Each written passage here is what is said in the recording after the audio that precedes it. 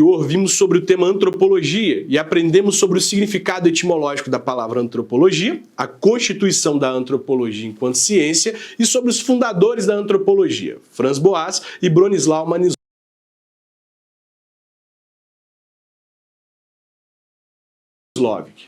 E nesta aula, veremos sobre a perspectiva histórica da antropologia. Meu objetivo é fazer um panorama histórico sobre a antropologia ao longo da história. Dessa forma, quanto à história da antropologia, o autor Francisco Porfírio, em seu artigo Antropologia, afirma que podemos encontrar as primeiras e mais remotas preocupações que levaram ao surgimento da antropologia no século XVI. Acontece que entre os séculos XV e XVIII, os europeus iniciaram um grande empreendimento marítimo que ficou conhecido como expansão marítima europeia. As navegações ocorreram porque no final da Idade Média, o feudalismo sofreu profundas transformações e abriu espaço para uma nova estrutura econômica baseada no lucro. Essa nova realidade fez com que os governos buscassem alternativas para o desenvolvimento da economia. E nesse sentido, de acordo com André Araújo, em seu artigo Expansão Marítima Europeia, a expansão marítima teve como finalidade principal a superação da crise econômica dos séculos XIV e XV e o desenvolvimento da economia mercantil com a conquista de novos mercados. Esse evento marítimo expansionista dos europeus em busca das relações comerciais culminou ainda na descoberta de vários territórios, inclusive do território brasileiro. O movimento colonizador observado por grandes navegações ocorridas a partir do final do século XV colocou os europeus em contato com um tipo humano jamais visto até então. A cultura, o modo de vida, a religião e as estruturas sociais tão diferentes causaram espanto nos europeus. No entanto, a terra e os bens dos nativos atraíram o desejo dos europeus e houve um movimento de tomada da terra e dos bens naturais desses nativos. Para que isso fosse possível, os colonizadores apresentaram a lógica religiosa como legitimação da colonização. Pois na visão deles, povos tão atrasados e profanos deveriam ser forçadamente civilizados. As navegações e as descobertas realizadas pelos europeus para a expansão colonial e o comércio exterior nos altos mares do Oceano Pacífico resultaram em relatos, escritos e descrições sobre os povos nativos. Toda essa agitação mundial ocorrida pelo encontro com povos até então desconhecidos gerou curiosidade, dúvidas e interesses em muitos pesquisadores que buscavam respostas. Diários de bordo, diários pessoais e livros produzidos por viajantes, aventureiros e missionários e também por administradores coloniais sobre a experiência dos encontros com outras culturas e sociedades foram os primeiros registros sobre o encontro com o outro e se tornaram parte importante da construção do pensamento antropológico. Porém, este conhecimento adquirido por meio de relatos de terceiros tornou-se questionável e fez com que a antropologia evoluísse de um trabalho de pesquisa realizado a partir de laboratórios e com base em depoimentos de terceiros para o trabalho de pesquisa in loco, isto é, pesquisa de campo. Portanto, para impedir que o trabalho científico seja influenciado por perspectivas pessoais, os antropólogos do passado e do presente buscaram incessantemente por métodos e técnicas que lhes permitissem produzir conhecimento acerca do homem que estivesse o mais próximo possível da ciência. É importante ressaltar que, de acordo com o nosso texto complementar, embora Charles Darwin tenha contribuído para a consolidação da antropologia enquanto ciência, as explicações das origens das espécies não foram criadas por ele. É verdade que a obra de Darwin sobre a origem das espécies popularizou essa teoria, mas os estudos das espécies já era postulado por filósofos e cientistas anteriores a Darwin. Por exemplo, de acordo com o doutor em paleontologia Jorge Ferigolo, na Grécia Antiga temos Aristóteles, que já era considerado o pai da zoologia. Aristóteles foi um profundo pesquisador do reino animal, chegando a estudar com grande riqueza de detalhes as estruturas anatômicas de mais de 500 espécies. Dentre suas contribuições, além de ter sido pioneiro na classificação de diferentes tipos de animais, o filósofo grego criou eficientes métodos de análises comparativas adotados até hoje na biologia como o conceito de anatomia comparada. Ainda de acordo com o nosso texto complementar, mais tarde na França, o naturalista Lamarck publicou uma obra intitulada Zoologia Filosófica, publicada em 1809, onde explica que todos os animais, plantas, inclusive o homem, se desenvolve de germes originais simples. A teoria de Lamarck baseava-se em dois pontos principais: a transmissão dos caracteres adquiridos e a lei do uso e desuso. Segundo esse naturalista, estruturas utilizadas com frequência desenvolvem-se e aquelas que não são utilizadas atrofiam-se. O pesquisador também afirmava que aquelas características adquiridas durante a vida eram passadas para os descendentes. Encerramos aqui nossa aula sobre a perspectiva histórica da antropologia. Na próxima aula, veremos sobre os primeiros teóricos da antropologia. Até a próxima aula.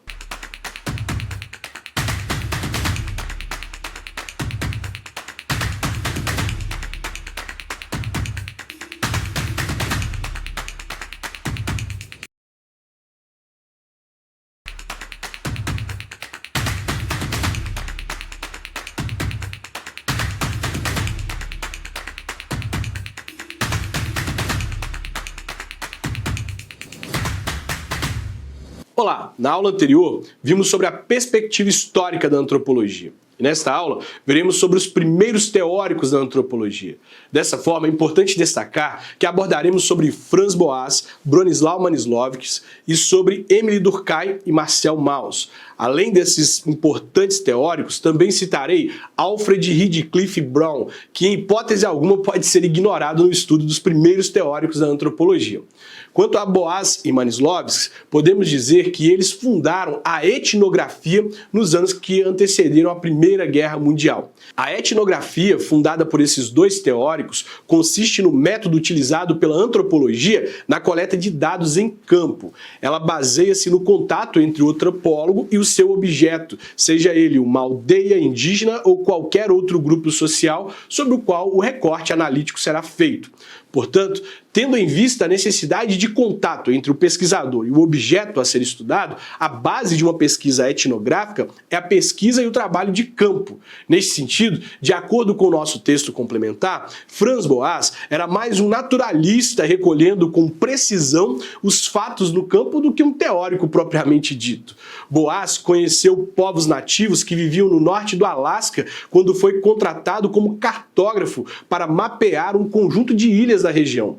Passando um tempo no local, ele percebeu que era necessário aprofundar-se na cultura de um povo, fazer o que eles faziam e conhecer a sua língua para realmente entendê-los sem preconceito. E quanto a Manislowicz, o nosso texto complementar afirma que a parte teórica de sua pesquisa é provavelmente o que há de mais contestável em sua obra. Acontece que na época de Manislowicz, a antropologia ainda precisava elaborar instrumentos operacionais que permitissem constituir um verdadeiro objeto científico. E é precisamente nisso, ou seja, em construir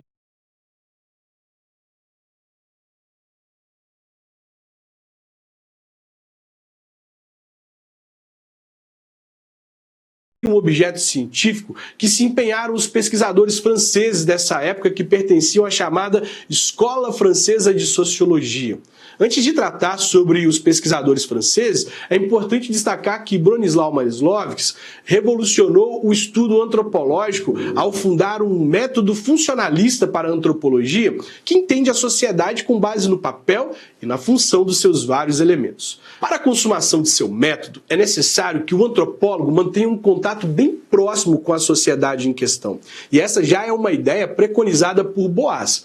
Mas acontece que, neste método, há algo bem específico de análise para que o trabalho da produção seja de fato cientificamente confiável. Embora nosso texto complementar não cite, é importante destacar a figura do antropólogo Alfred Radcliffe Brown, que também contribuiu significativamente para a consolidação da antropologia. Radcliffe Brown disputa com Manislowicz a criação da abordagem teórica que ficou conhecida como estrutural funcionalismo, onde cada sociedade estudada era considerada como uma totalidade, cujas partes eram interligadas e funcionavam de um modo mecânico para manter a estabilidade social. Seu objetivo de integrar a reflexão teórica com o trabalho de campo foi exposto no livro A Organização Social das Tribos Australianas. Esse livro reúne todos os aborígenes australianos conhecidos na época. Reúne e analisa grande número de dados sobre o parentesco, casamento, língua, costumes, ocupação e posse de terra, padrões sexuais e cosmologia. O livro também explica o fenômeno social como um conjunto de sistemas permanentes de adaptação, fusão e integração de elementos. E quanto a Durkheim e Mauss, eles representam a escola francesa de sociologia. E, embora não sejam etnólogos de campo, e sim filósofos e sociólogos, eles forneceram à antropologia o quadro teórico e os instrumentos que lhe faltavam. Durkheim mostrou em suas primeiras pesquisas preocupações muito distantes da etnologia e mais ainda da etnografia. Em sua obra As Regras do Método Sociológico, Durkheim opõe a precisão da história da etnografia e estipula como objeto de estudo as sociedades cujas crenças, tradições, hábitos, direito incorporam-se em movimentos escritos e autênticos. Marcel Mauss, que é sobrinho de Durkheim, e suas contribuições teóricas respectivas na constituição da antropologia moderna também são muito parecidas, muito próximas às de Durkheim e, ao mesmo tempo, em alguns aspectos muito diferentes. Durkheim considerava os dados recolhidos pelos etnólogos nas sociedades primitivas sobre o ângulo exclusivo da sociologia, da qual a etnologia ou a antropologia era destinada a se tornar um ramo. No entanto, Mauss vai trabalhar incansavelmente durante toda a sua vida com Paul Rivet para que a antropologia seja reconhecida como uma ciência verdadeira e não como uma disciplina anexa. Dessa forma, em 1924, Mauss escreve que o lugar da sociologia está na antropologia e não o inverso. Um dos conceitos maiores forjados por Mauss é o fenômeno social total, constituído na integração dos diferentes aspectos biológico, econômico, jurídico, histórico, religioso e estético, constitutivos de uma dada realidade social que convém apreender em sua integralidade. Encerramos aqui nossa aula sobre os primeiros teóricos da antropologia. Na próxima aula, abordaremos sobre o tema os 5 polos teóricos do pensamento antropológico. Até a próxima aula.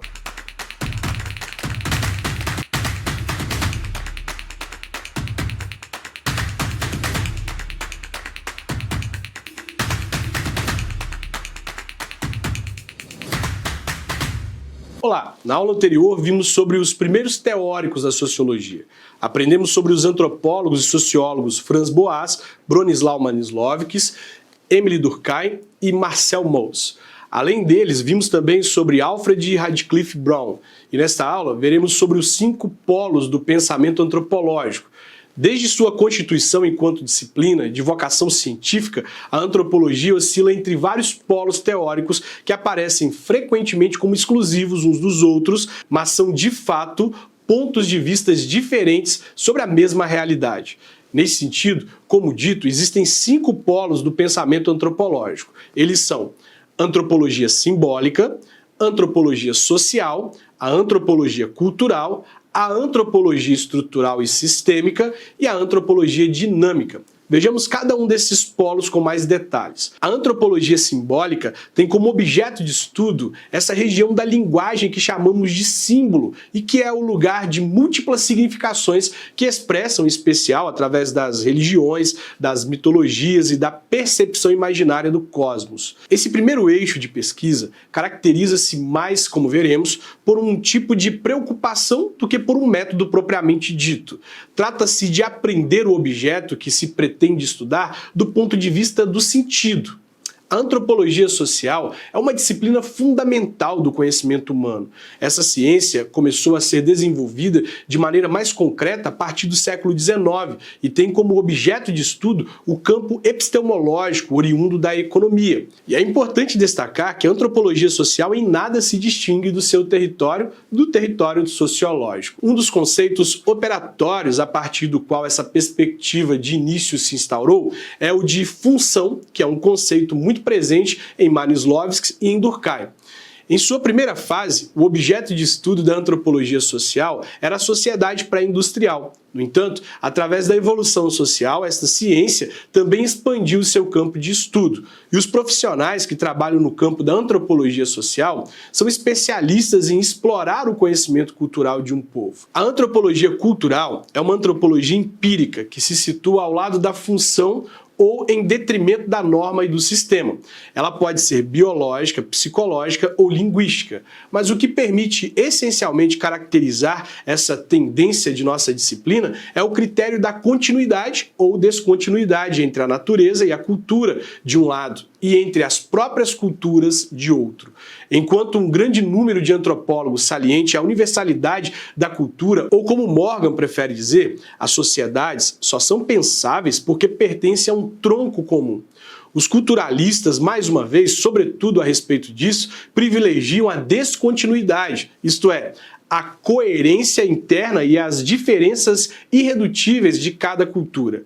Quanto à antropologia estrutural e sistêmica, é importante ressaltar que esse polo antropológico possui várias correntes e, dessa forma, uns utilizam um modelo psicanalítico e outros um modelo proveniente do que Foucault designa como o campo epistemológico da economia. No entanto, de acordo com o nosso texto complementar, qualquer que seja o modelo adotado, ele realiza uma passagem do consciente para o inconsciente, passagem da função para a norma, do conflito para a regra ou do sentido para o sistema. Por fim, quanto à antropologia dinâmica, é preciso dizer que esse termo reúne um eixo da pesquisa antropológica contemporânea que se situa no horizonte do que Foucault chama de campo sociológico e que procura estudar as relações de poder. As interrogações dos autores, dos quais são tratados em nosso texto complementar, não estão distantes da sociologia e alguns, inclusive, preferem qualificar-se como sociólogos. Uma das características de suas contribuições para a antropologia do século XX, e mais especificamente da segunda metade do século XX, consiste, a meu ver, em reorientar a antropologia social, operando uma ruptura total com o funcionalismo em seus pressupostos históricos, ou seja, a compreensão das sociedades imóveis que podem ser estudadas como se a colonização não existisse, e finalistas, o estudo das instituições visando satisfazer as necessidades. Para esses autores, pelo contrário, convém não isolar essa área particular do homem que seria a história.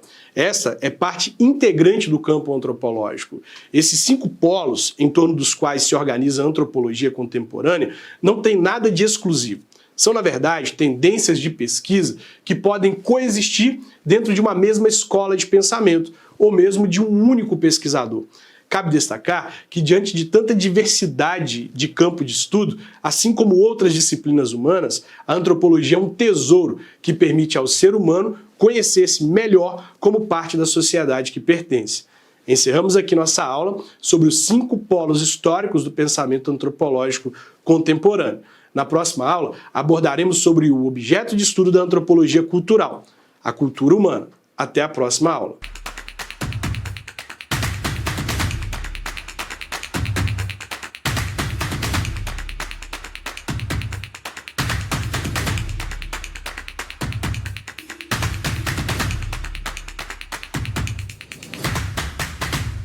Olá, na aula anterior vimos sobre os 5 polos do pensamento antropológico contemporâneo. E nesta aula veremos sobre o objeto de estudo da antropologia cultural, isto é, a cultura humana. A antropologia cultural é um dos 4 grandes ramos da antropologia geral, uma ciência que estuda o homem e a humanidade de forma integral. Junto à antropologia física, a arqueologia e a linguística é o ramo do conhecimento que se dedica a compreender os mecanismos da vida humana em sociedade no aspecto cultural. É importante destacar que o sentido do termo cultura que empregaremos difere amplamente do que o senso comum está acostumado a atribuir a tal vocábulo e também é diferente de outros muitos que historicamente foram associados a esse termo. No entanto, é o sentido antropológico que nos interessa e o que nos levará a afirmar que a cultura é o objeto de estudo privilegiado da disciplina da antropologia. Dessa forma, o termo cultura é proveniente do latim clássico, com significados associados ao cultivo e à criação. O vocábulo cultura foi aplicado ao âmbito da sociedade humana, suplantando em parte o termo civilização apenas por volta de 1750. Tanto o conceito de cultura como o conceito de civilização estiveram associados no Iluminismo à melhora progressiva das faculdades humanas em todos os níveis. Isto é, no passado era considerado civilizado ou possuía uma cultura apenas o povo ou o indivíduo que evoluíam. De acordo com o nosso texto complementar, alguns teóricos tentaram distinguir cultura de civilização. Por exemplo, Humboldt unia a cultura às atividades tecnoeconômicas e à esfera do material. E quanto à civilização, ele afirmava ser algo espiritual e mais elevado. Spengler, por sua vez, diz que a civilização é a fase final, não criativa de uma cultura. E Weber identifica a civilização como material e a cultura como coisa espiritual. No entanto, nosso próprio texto complementar afirma que essas definições parecem ser contraditórias e afirma que a civilização é irreversível, cumulativa, técnica, enquanto que os produtos da cultura são variados, únicos e não imanentes. O que fica claro é que cada vez se oferece uma definição de cultura mais próxima da referência dos atributos e produtos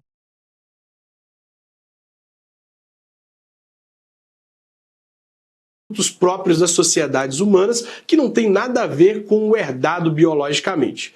Isso faz com que seja criado um sentido mais científico e antropológico ao termo cultura.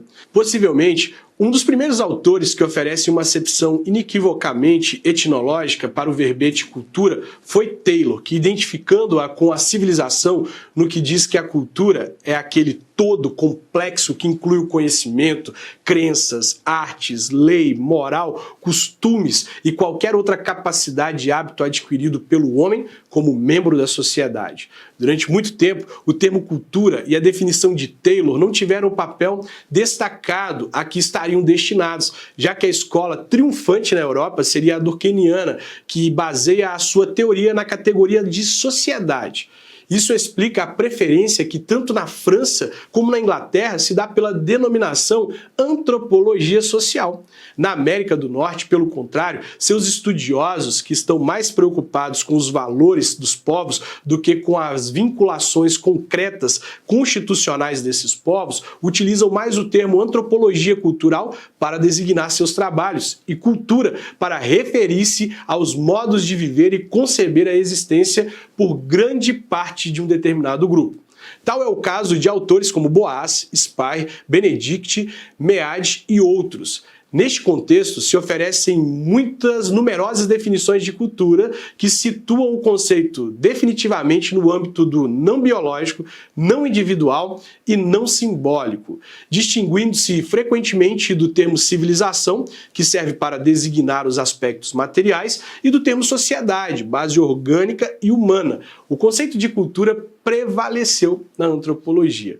Por tratar alguma definição concreta de entre as muitas que se acumulam de tal termo, podemos considerar uma definição que é muito generalizada entre os antropólogos, segundo a qual a cultura é um sistema integrado de padrões, condutas, aprendidos e transmitidos de uma geração a outra, característico de um grupo humano ou sociedade. Portanto, refere-se a uma realidade organizada, sistêmica, mas abstrata. Abstraem-se padrões de conduta ou modelos de vida dos atos dos indivíduos e de quantos materiais manipulam.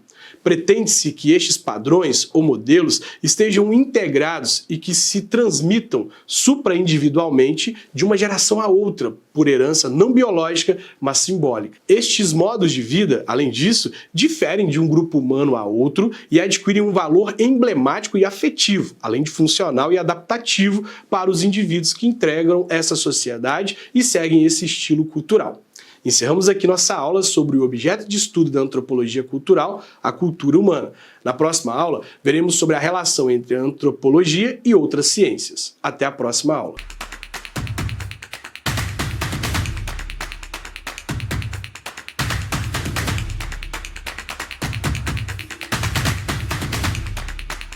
Abordamos o tema o objeto de estudo da antropologia cultural, a cultura humana. E nesta aula abordaremos o tema relação entre antropologia e outras ciências. É importante destacar que o antropólogo é um ser humano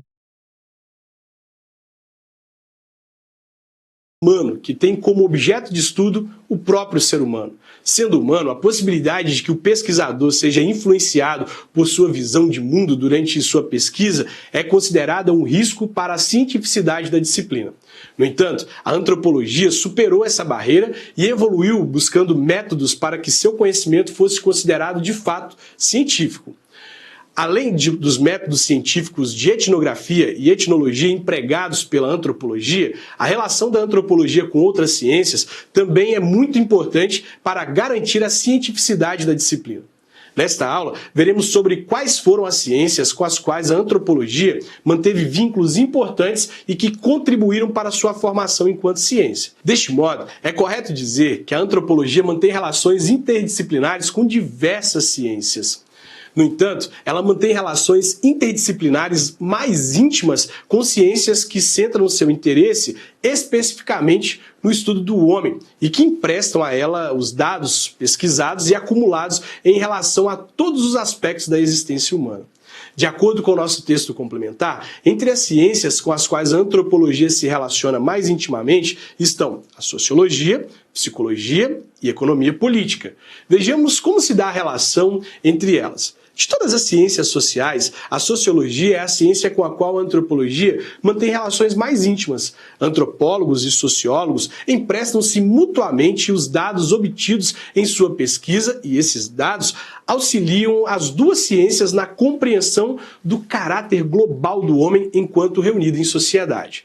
A antropologia empresta o seu conceito de cultura, e este é largamente utilizado pela sociologia, que, por sua vez, enfatiza o conceito de sociedade. De acordo com o nosso texto complementar, a abordagem sociológica tem se inclinado para aquilo que é prático e presente, e a antropológica para o que é pura compreensão e passado.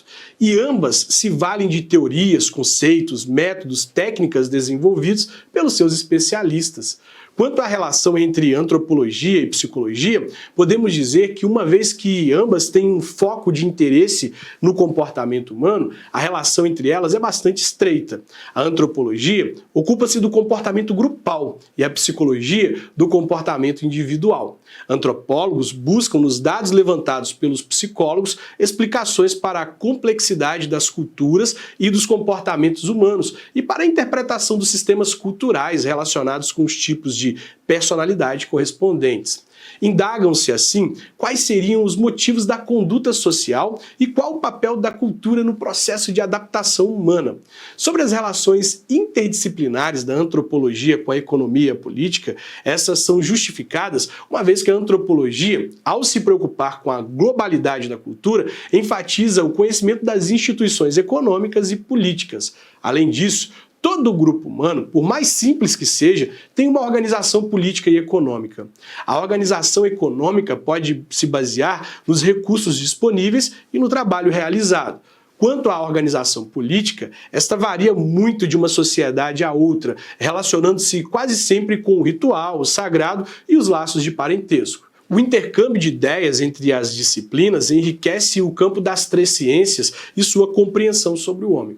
Sobre a relação da antropologia com outras ciências, podemos dizer que a história permite a reconstrução das culturas que já desapareceram, indagando muitas vezes sobre as origens dos fenômenos que relacionam com o homem. Por meio da etnohistória, é possível a reconstrução de culturas ágrafas do passado que estiveram ou estão em contato com a civilização. A contribuição da geografia humana aos estudos antropológicos é inestimável, interessando-se ambas pela adaptação do homem e pela modificação do meio ambiente. O geógrafo estuda as mudanças do habitat provocadas por tecnologias novas, por inovações culturais e outros. E o estudo do meio físico de um grupo tribal é foco de atenção tanto do antropólogo quanto do geógrafo humano. O conhecimento da biologia em geral e a biologia humana em especial deve fazer parte da formação do antropólogo físico, que tem seu interesse centrado na evolução do homem. A antropologia e a biologia mantêm íntimas relações que facilitam sobremaneira a tarefa dos seus especialistas. Encerramos aqui nossa aula sobre a relação entre antropologia e outras ciências e com essa aula encerramos